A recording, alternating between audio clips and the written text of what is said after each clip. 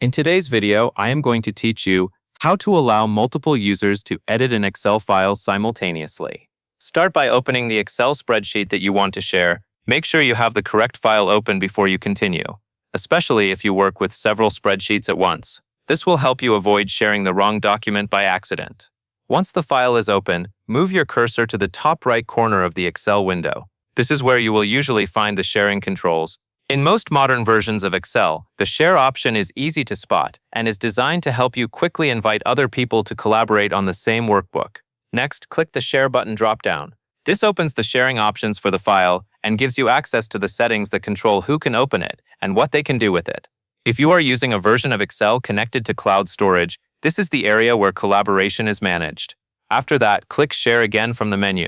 This will bring up the main sharing panel where you can adjust the access for the spreadsheet.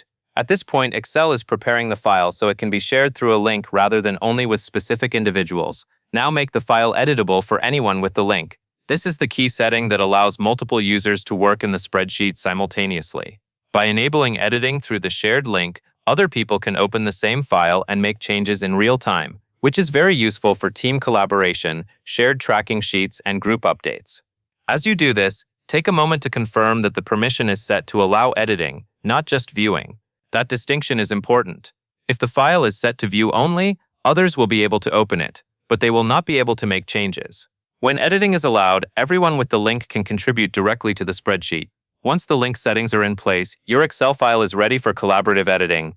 Anyone who receives that link and has access to it will be able to open the workbook and work in it at the same time as other users. That covers everything you need to know.